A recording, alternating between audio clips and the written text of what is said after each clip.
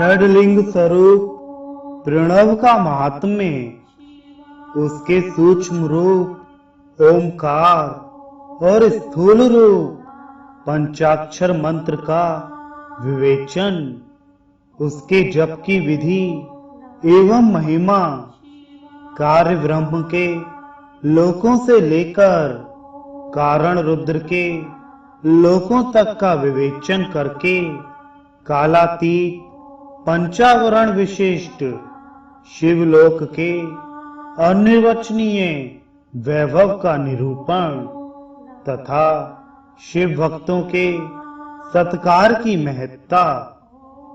ऋषि बोले, प्रभो महामुनि, आप हमारे लिए क्रमशः षडलिंग स्वरूप प्रणव का महात्म्य तथा शिव भक्त के पूजन का प्रकार बताइए। सूत जी ने कहा, महर्षियों, आप लोग तपस्या के धनी हैं।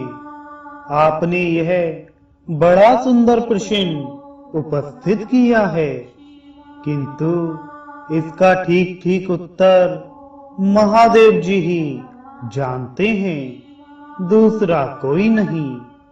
तथापि भगवान शिव की कृपा से ही मैं इस विषय का वर्णन करूंगा। वे भगवान शिव हमारी और आप लोगों की रक्षा का भारी भार बारंबार स्वयं ही ग्रहण करते हैं।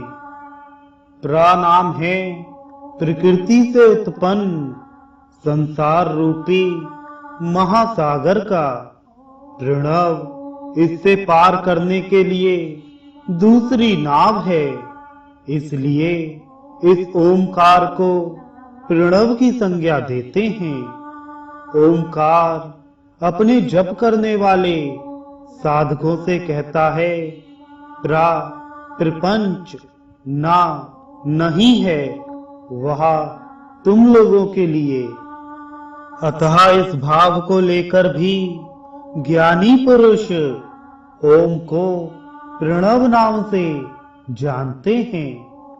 इसका दूसरा भाव यों है, प्रकेशन ना नएत वह विश्वान मोक्षम इतिचा प्रणवः, अर्थात यह तुम सब उपासकों को बलपूर्वक मोक्ष तक पहुंचा देगा। इस अभिप्राय से भी इसे ऋषि मुनि प्रणव कहते हैं। अपना जप करने वाले योगियों के तथा अपने मंत्र की पूजा करने वाले उपासक के समस्त कर्मों का नाश करके यह दिव्य नूतन ज्ञान देता है, इसलिए भी इसका नाम प्रणव है। उन माया रहित परमेश्वर को ही नव अर्थात नूतन कहते हैं। वे परमात्मा प्रकृष्ट रूप से नव अर्थात शुद्ध स्वरूप हैं, इसलिए प्रणव कहलाते हैं। प्रणव साधक को नव अर्थात नवीन शिव स्वरूप कर देता है, इसलिए भी विद्वान पुरुष उसे प्रणव के नाम से जानते हैं। अथवा प्रकृष्ट रूप से नव दिव्य परमात्म ज्ञान प्रकट करता है, इसलिए वह प्रणव है। प्रणव के दो भेद बताए गए हैं, स्थूल और सूक्ष्म। एक अक्षर रूप जो ओम है उसे सूक्ष्म प्रणव जानना चाहिए, और नमः शिवाय इस 5 अक्षर वाले मंत्र को स्थूल प्रणव समझना चाहिए। जिसमें 5 अक्षर व्यक्त नहीं है वह सूक्ष्म है, और जिसमें 5 अक्षर स्पष्ट रूप से व्यक्त हैं वह स्थूल है। जीवन मुक्त पुरुष के लिए सूक्ष्म प्रणव के जप का विधान है, वही उसके लिए समस्त साधनों का सार है। यद्यपि जीवन मुक्त के लिए किसी साधन की आवश्यकता नहीं है, क्योंकि वह सिद्ध रूप है, तथापि दूसरों की दृष्टि में जब तक उसका शरीर रहता है, तब तक उसके द्वारा प्रणव जप की सहज साधना स्वतः होती रहती है। वह अपनी देह का विलय होने तक सूक्ष्म प्रणव मंत्र का जप और उसके अर्थभूत परमात्म तत्व का अनुसंधान करता रहता है। जब शरीर नष्ट हो जाता है, तब वह पूर्ण ब्रह्म स्वरूप शिव को प्राप्त कर लेता है। यह सुनिश्चित बात है। जो अर्थ का अनुसंधान ना करके केवल मंत्र का जप करता है, उसे निश्चय ही योग की प्राप्ति होती है। जिसने 36 करोड़ मंत्र का जप कर लिया हो, उसे अवश्य ही योग प्राप्त हो जाता है। सूक्ष्म प्रणव के भी ह्रस्व और दीर्घ के भेद से 2 रूप जानने चाहिए। अकार, उकार, मकार, बिंदु, नाद, शब्द, काल और कला, इनसे युक्त जो प्रणव है, उसे दीर्घ प्रणव कहते हैं। वह योगियों के ही हृदय में स्थित होता है। मकार पर्यंत जो ओम है, वह आ, उ, मा इन 3 तत्वों से युक्त है। इसी को ह्रस्व प्रणव कहते हैं। आ शिव है, उ शक्ति है और मकार इन दोनों की एकता है। वह त्रितत्व रूप है। ऐसा समझकर ह्रस्व प्रणव का जप करना चाहिए। जो अपने समस्त पापों का क्षय करना चाहते हैं, उनके लिए इस ह्रस्व प्रणव का जप अत्यंत आवश्यक है। पृथ्वी, जल, तेज, वायु और आकाश, ये 5 भूत तथा शब्द, स्पर्श आदि इनके 5 विषय, ये सब मिलकर 10 वस्तुएं मनुष्यों की कामना के विषय हैं। इनकी आशा मन में लेकर जो कर्मों के अनुष्ठान में संलग्न होते हैं, वे 10 प्रकार के पुरुष प्रवृत्ति मार्गी कहलाते हैं। तथा जो निष्काम भाग से शास्त्र विहित कर्मों का अनुष्ठान करते हैं, वे निवृत्त मार्गी कहे गए हैं। प्रवृत्त पुरुषों को ह्रस्व प्रणव का ही जप करना चाहिए और निवृत्त पुरुषों को दीर्घ प्रणव का। व्याहतियों तथा अन्य मंत्रों के आदि में इच्छानुसार शब्द और कला से युक्त प्रणव का उच्चारण करना चाहिए। वेद के आदि में और दोनों संध्याओं की उपासना के समय भी ओमकार का उच्चारण करना चाहिए। प्रणव का 9 करोड़ जप करने से मनुष्य शुद्ध हो जाता है। फिर 9 करोड़ का जप करने से वह पृथ्वी तत्व पर विजय पा लेता है। तत्पश्चात पुनः 9 करोड़ का जप करके वह जल तत्व को जीत लेता है। पुनः 9 करोड़ जप से अग्नि तत्व पर विजय पाता है। तदनंतर फिर 9 करोड़ का जप करके वह वायु तत्व पर विजयी होता है। फिर 9 करोड़ के जप से आकाश को अपने अधिकार में कर लेता है। इसी प्रकार 9 करोड़ का जप करके वह क्रमशः गंध, रस, रूप, स्पर्श और शब्द पर विजय पाता है। इसके बाद फिर 9 करोड़ का जप करके अहंकार को भी जीत लेता है। इस तरह 108 करोड़ प्रणव का जप करके उत्कृष्ट बोध को प्राप्त हुआ पुरुष शुद्ध योग का लाभ करता है।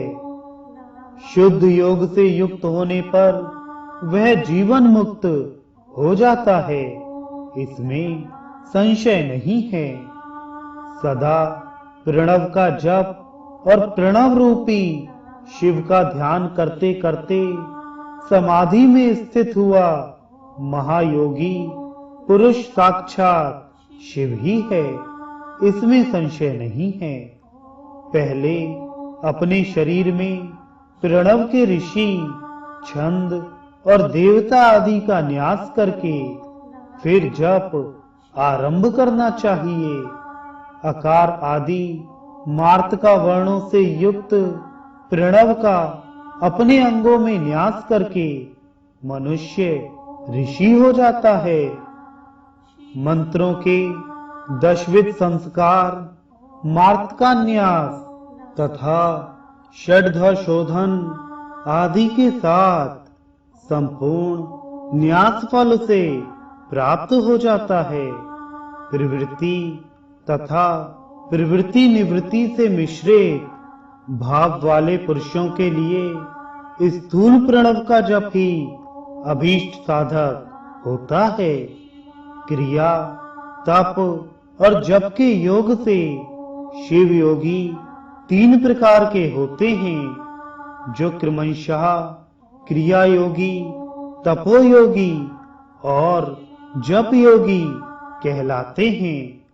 जो धन आदि वैभवों से पूजा सामग्री का संचय करके हाथ आदि अंगों से नमस्कार आदि क्रिया करते हुए इष्ट देव की पूजा में लगा रहता है, वह क्रिया योगी कहलाता है। पूजा में संलग्न रहकर जो परिमित भोजन करता, बाह्य इंद्रियों को जीतकर वश में किए रहता और मन को भी वश में करके परद्रोह आदि से दूर रहता है, वह तपोयोगी कहलाता है। इन सभी सद्गुणों से युक्त होकर जो सदा शुद्ध भाव से रहता तथा समस्त काम आदि दोषों से रहित हो, शांत चित्त से निरंतर जप किया करता है, उसे महात्मा पुरुष जप योगी मानते हैं। जो मनुष्य 16 प्रकार के उपचारों से शिव योगी महात्माओं की पूजा करता है, वह शुद्ध होकर सालोक्य आदि के क्रम से उत्तरोत्तर उत्कृष्ट मुक्ति को प्राप्त कर लेता है। द्विजों, अब मैं जप योग का वर्णन करता हूँ, तुम सब लोग ध्यान देकर सुनो। तपस्या करने वाले के लिए जप का उपदेश किया गया है, क्योंकि वह जप करते करते अपने आप को सर्वथा शुद्ध निष्पाप कर लेता है। ब्राह्मणों, पहले नमः पद हो, उसके बाद चतुर्थी विभक्ति में शिव शब्द हो, तो पंचतत्वात्मक नमः शिवाय मंत्र होता है। इसे शिव पंचाक्षर कहते हैं। यह स्थूल प्रणव रूप है। इस पंचाक्षर के जप से ही मनुष्य संपूर्ण सिद्धियों को प्राप्त कर लेता है। पंचाक्षर मंत्र के आदि में ओमकार लगाकर ही सदा उसका जप करना चाहिए। द्विजों, गुरु के मुख से पंचाक्षर मंत्र का उपदेश पाकर जहां सुखपूर्वक निवास किया जा सके, ऐसी उत्तम भूमि पर महीने के पूर्व पक्ष शुक्ल में प्रतिपदा से आरंभ करके कृष्ण पक्ष की चतुर्दशी तक निरंतर जप करता रहे। माघ और भादों के महीने अपना विशिष्ट महत्व रखते हैं। यह समय सब समयों से उत्तमोत्तम माना गया है। साधक को चाहिए कि वह प्रतिदिन एक बार परिमित भोजन करे, मौन रहे, इंद्रियों को वश में रखे, अपने स्वामी एवं माता पिता की नित्य सेवा करे। इस नियम से रहकर जप करने वाला पुरुष 1 सहस्त्र जप से ही शुद्ध हो जाता है, अन्यथा वह ऋणी होता है। भगवान शिव का निरंतर चिंतन करते हुए पंचाक्षर मंत्र का 5 लाख जप करें। जप काल में इस प्रकार ध्यान करें। कल्याणदाता भगवान शिव कमल के आसन पर विराजमान हैं। उनका मस्तक श्री गंगा जी तथा चंद्रमा की कला से सुशोभित है। उनकी बाईं जांघ पर आदि शक्ति भगवती उमा बैठी हैं। वहां खड़े हुए बड़े बड़े गण भगवान शिव की शोभा बढ़ा रहे हैं। महादेव जी अपने 4 हाथों में मृग मुद्रा, टंग तथा वर एवं अभय की मुद्राएं धारण किए हुए हैं। इस प्रकार सदा सब पर अनुग्रह करने वाले भगवान सदाशिव का बारंबार स्मरण करते हुए हृदय अथवा सूर्यमंडल में पहले उनकी मानसिक पूजा करके फिर पूर्वाभिमुख हो पूर्वोक्त पंचाक्षरी विद्या का जप करें। उन दिनों साधक सदा शुद्ध कर्म ही करे और दुष्कर्म से बचा रहे। जप की समाप्ति के दिन कृष्ण पक्ष की चतुर्दशी को प्रातः काल नित्य कर्म करके शुद्ध एवं सुंदर स्थान में शौच, संतोष आदि नियमों से युक्त हो शुद्ध हृदय से पंचाक्षर मंत्र का 12 सहस्त्र जप करे। तत्पश्चात 5 सपत्निक ब्राह्मणों का जो श्रेष्ठ एवं शिव भक्त हों वरण करें। इनके अतिरिक्त एक श्रेष्ठ आचार्य प्रवर का भी वरण करें और उसे सांब सदाशिव का स्वरूप समझें। ईशान, तत्पुरुष, अघोर, वामदेव तथा सद्योजात इन 5 के प्रतीक स्वरूप 5 ही श्रेष्ठ और शिव भक्त ब्राह्मणों का वरण करने के पश्चात पूजन सामग्री को एकत्र करके भगवान शिव का पूजन आरंभ करें। विधि पूर्वक शिव की पूजा संपन्न करके होम आरंभ करें।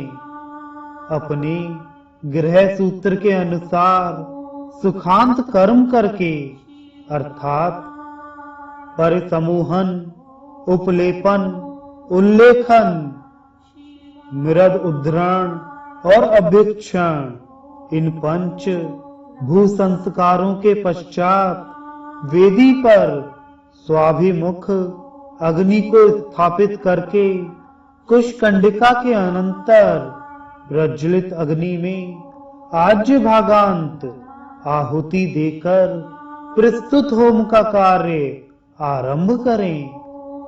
कपिला गाय के घी से 11, 100 अथवा 1001 आहुतियां स्वयं ही दें अथवा विद्वान पुरुष शिव भक्त ब्राह्मणों से 108 आहुतियां दिलाए। होम कर्म समाप्त होने पर गुरु को दक्षिणा के रूप में 1 गाय और बैल देने चाहिए।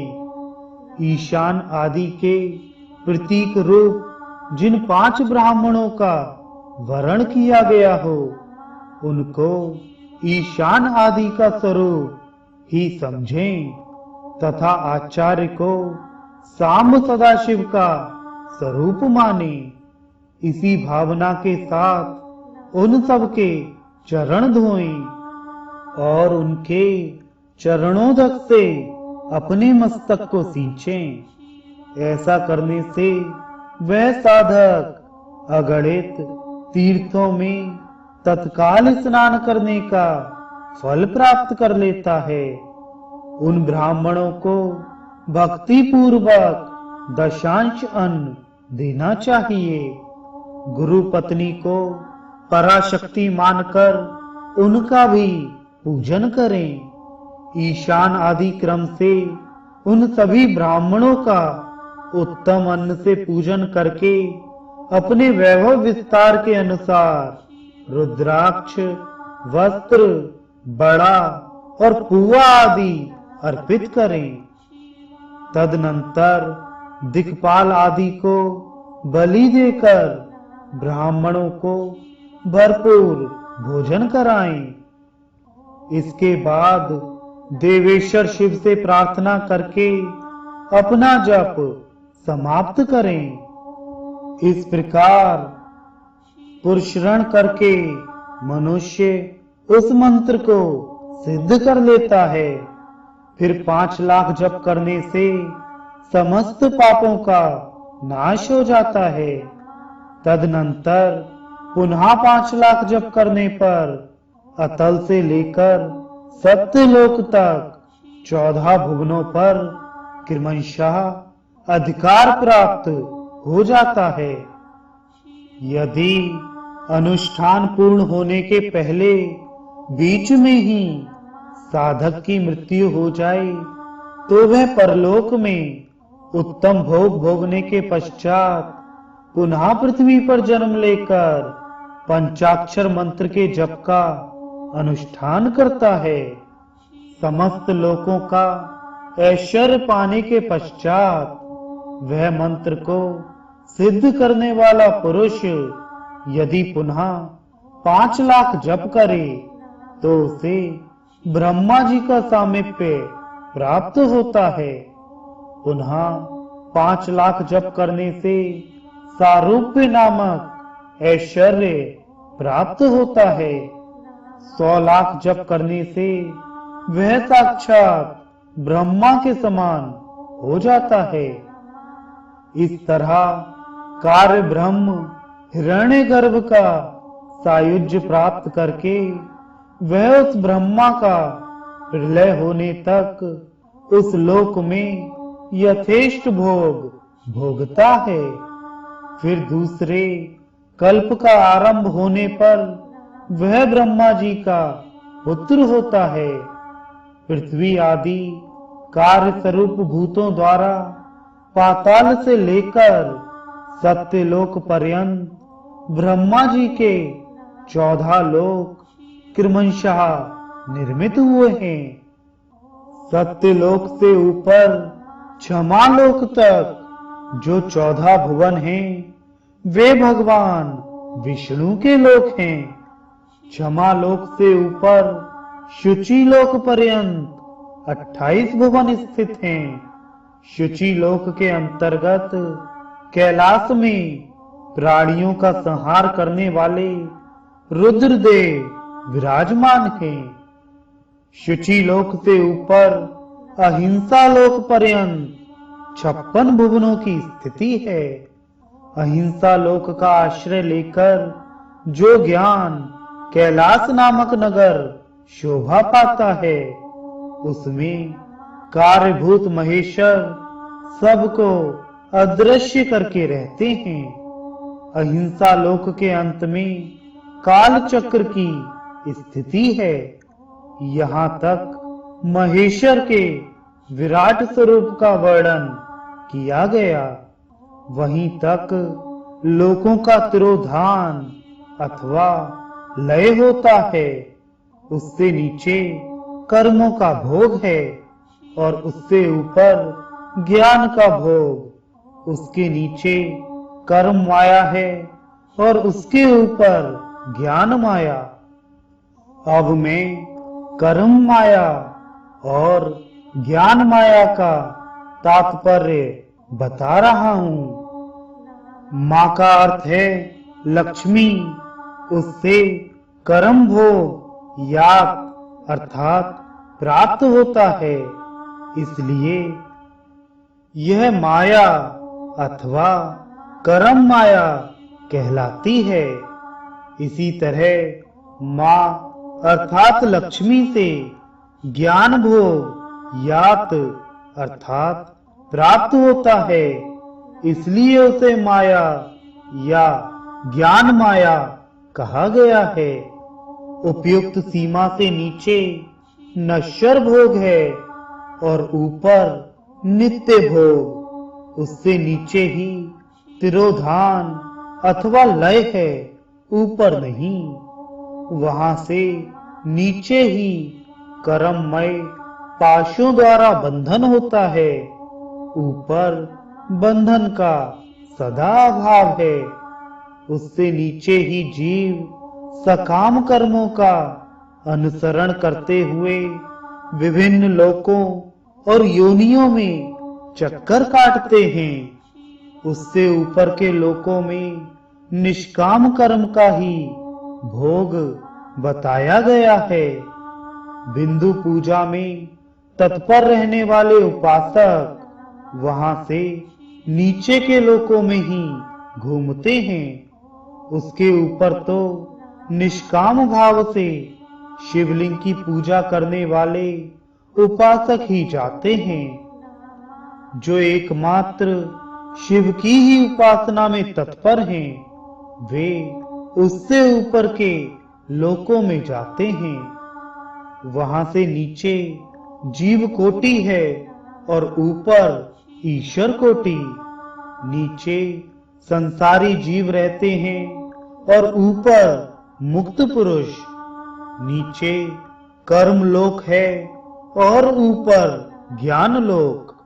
ऊपर मद और अहंकार का नाश करने वाली नम्रता है।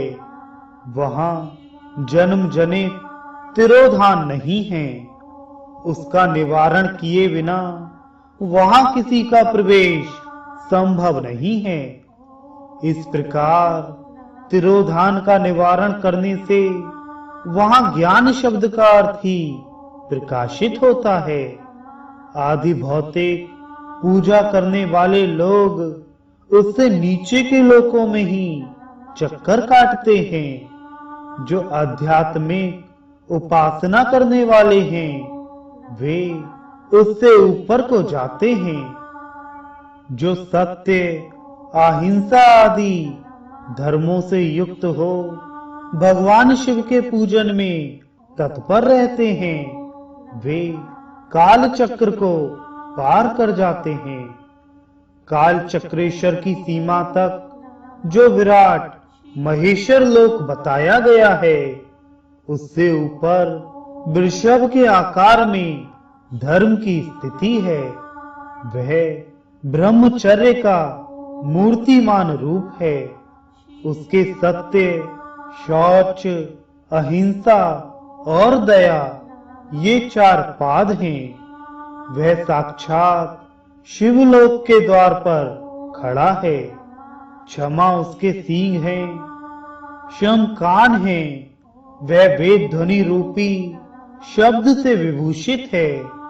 आस्तिकता उसके दोनों नेत्र हैं। विश्वास ही उसकी श्रेष्ठ बुद्धि एवं मन है।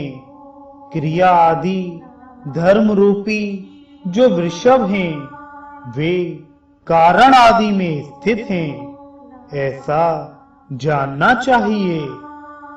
उस क्रिया रूप वृषभाकार धर्म पर कालातीत शिव आरूढ़ होते हैं। ब्रह्मा, विष्णु और महेश्वर की जो अपनी अपनी आयु है, उसी को दिन कहते हैं। जहां धर्म रूपी वृषभ की स्थिति है, उससे ऊपर न दिन है न रात्रि। वहां जन्म मरण आदि भी नहीं है। वहां फिर से कारण स्वरूप ब्रह्मा के कारण सत्यलोक पर्यंत 14 लोक स्थित हैं, जो 5 भौतिक गंध आदि से परे हैं। उनकी सनातन स्थिति है। सूक्ष्म गंध ही उनका स्वरूप है। उनसे ऊपर फिर कारण रूप विष्णु के 14 लोक स्थित हैं। उनसे भी ऊपर फिर कारण रूपी रुद्र के 28 लोकों की स्थिति मानी गई है।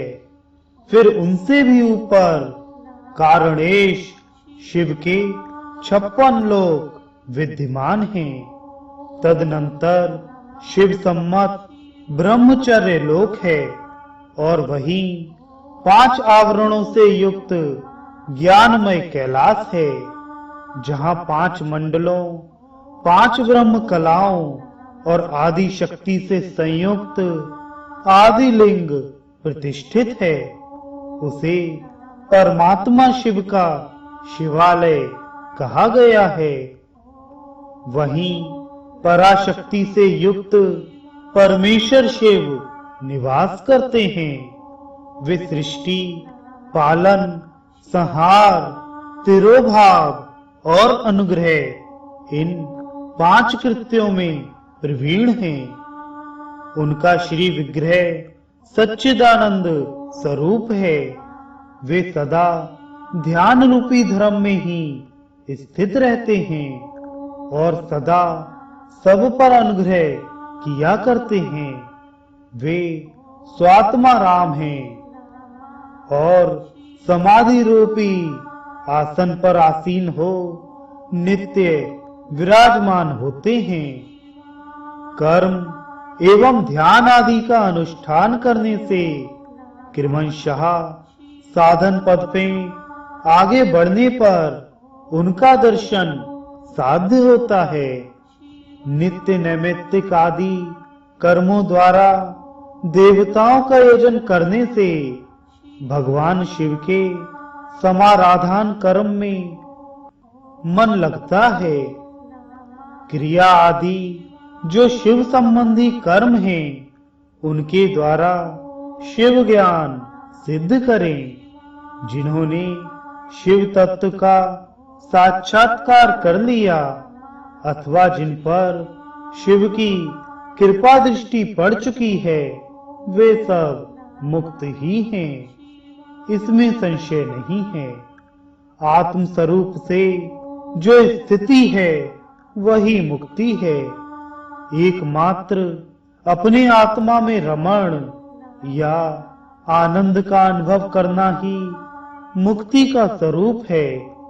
जो पुरुष क्रिया, तप, जप, ज्ञान और ध्यान रूपी धर्मों में भली भांति स्थित है, वह शिव का साक्षात्कार करके स्वात्मा राम तत्व रूप मोक्ष को भी प्राप्त कर लेता है।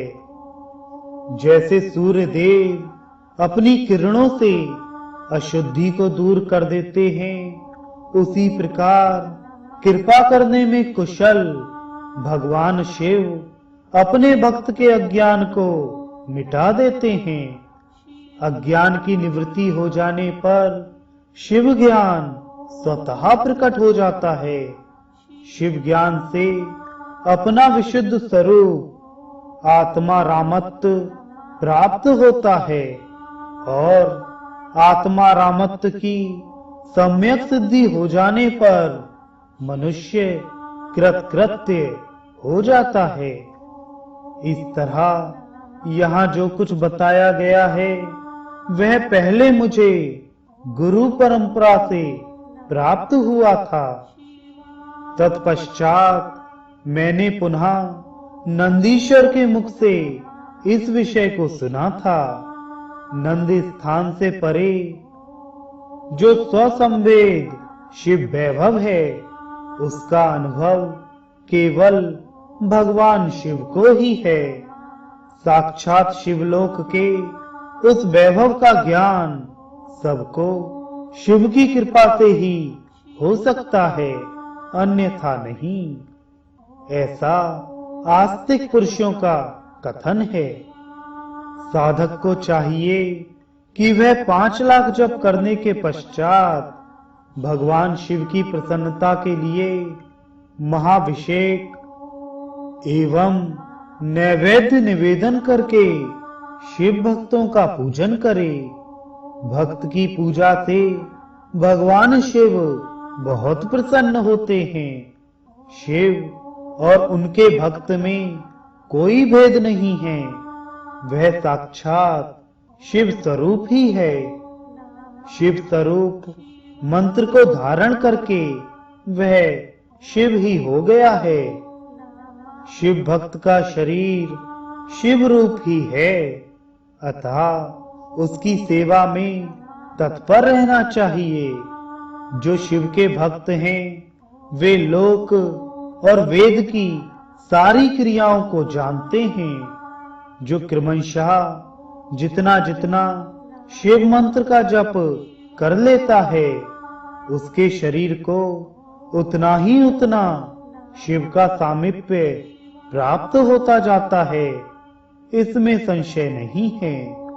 शिव भक्त स्त्री का रूप देवी पार्वती का ही स्वरूप है। वह जितना मंत्र जपती है उसे उतना ही देवी का सानिध्य प्राप्त होता जाता है। साधक स्वयं शिव स्वरूप होकर पराशक्ति का पूजन करे। शक्ति मूर्ति तथा लिंग का चित्र बनाकर अथवा मिट्टी आदि से इनकी आकृति का निर्माण करके प्राण प्रतिष्ठा पूर्वक निष्कपट भाव से इनका पूजन करें। शिवलिंग को शिव मानकर अपने को शक्ति रूप समझकर, शक्ति लिंग को देवी मानकर और अपने को शिव रूप समझकर, शिवलिंग को नाद रूप तथा शक्ति को बिंदु रूप मानकर परस्पर सटे हुए शक्ति लिंग और शिवलिंग के प्रति उपप्रधान और प्रधान की भावना रखते हुए जो शिव और शक्ति का पूजन करता है, वह मूल रूप की भावना करने के कारण शिव रूप ही है। शिव भक्त शिव मंत्र रूप होने के कारण शिव के ही स्वरूप हैं। जो 16 उपचारों से उनकी पूजा करता है, उसे अभीष्ट वस्तु की प्राप्ति होती है। जो शिवलिंग उपासक शिव भक्त की सेवा आदि करके उसे आनंद प्रदान करता है, उस विद्वान पर भगवान शिव बड़े प्रसन्न होते हैं। 5, 10 या 100 सपत्नीक शिव भक्तों को बुलाकर भोजन आदि के द्वारा पत्नी सहित उनका सदैव समादर करें। धन में, देह में और मंत्र में शिव भावना रखते हुए उन्हें शिव और शक्ति का स्वरूप जानकर निष्कपट भाव से उनकी पूजा करें। ऐसा करने वाला पुरुष इस भूतल पर फिर जन्म नहीं लेता।